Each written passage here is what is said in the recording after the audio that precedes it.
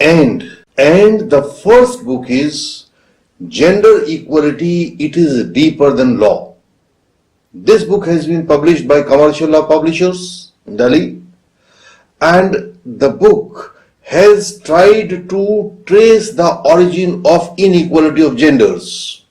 For this reason, the book has examined all evolutionary, biological, psychological, sociological, and social developments across almost all the living groups of different ethnic descent. This book has tried to study the entire human race from four broad categories of their being. There are people in your society who are akin to the fixed principles of law and morality. They are at their legal moral level of perception. Some others are there at psychological level of perceptions. These peoples do not have that much love for the law, and they try to adjust their benefits, mutual benefits, even beyond the limits of law. And still there is a third category of human beings, and these third kind of people do not constrict themselves only to the benefits, mutual or personal benefits. Rather, they radiate values out of them. They are the radiators of values. They are at the philosophical level of perception, and above all are the spiritual level. The spiritual level, those who are beyond all boundaries or all bounds. This book has tried to examine the premise that the gender equality can be brought and ensured only through the legal mechanism. It has studied those societies in the world history, those had tried to bring social changes only through the law alone. The book has delved into that area of human cognition where the desired change is ensured not by coercive means, but through self-motivating human faculties. There are people who shed their lives for the sake of their motherland. Can such a feeling be obtained in other areas of life? Can such a feeling be obtained in other areas of life, and that too voluntarily, without being coerced by law? Is the main question contemplated by this book in various chapters. The book has suggested a means to attain such a goal. This is a philosophical book that would make its sincere efforts to inspire questions of genuine depth inside you, and particularly the intellectual depth.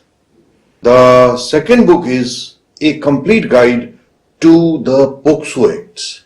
POCSO Act was promulgated in the year 2012. This book has been published by the Universal Law Publishing. The book starts with the chapter Understanding a Child Before Examining Him.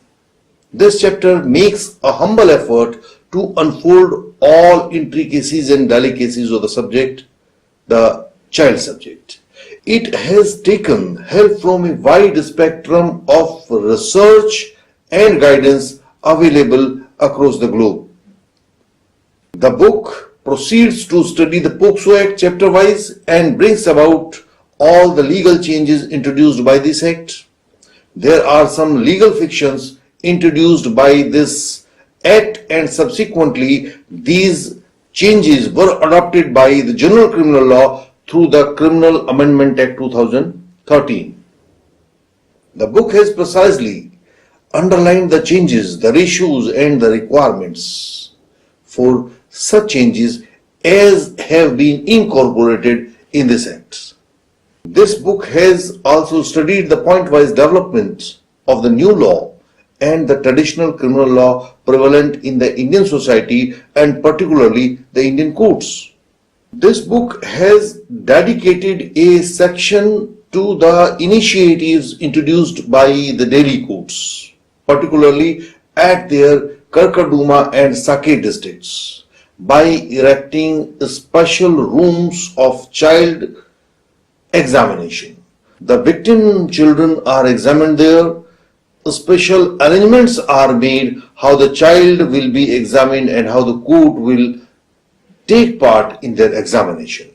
It is really eye-opening to see the extent to which Indian courts have raised their working to match the expectations of the world community laid down in guidelines on justice in matters involving child victims and witnesses of crime, and other UN conventions also for that matter.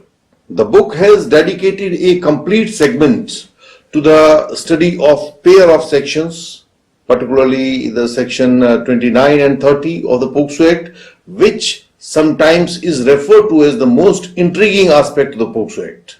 Some jurists have called this pair of section 29 and 30 as making the basic jurisprudential ethos upside down. The special study has been made in this book, and I think this study will be interesting from this point of view. The third book is on law on sentencing.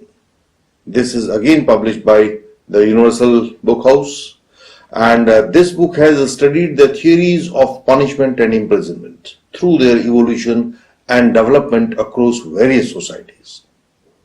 It has studied the origin of prison system in Roman era and also its development through the mythological Hindu period.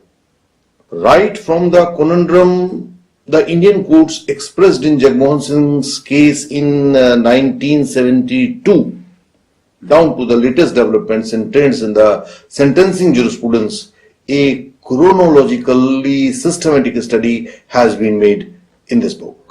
Different aspects of sentencing, including fine, compensation, and illegalities during investigation to affect the merits of a case, have been discussed at length. These last two books, that is on POCSO Act and the law on sentencing, are useful for all those who are related to the law in action, the working law in the Indian courts.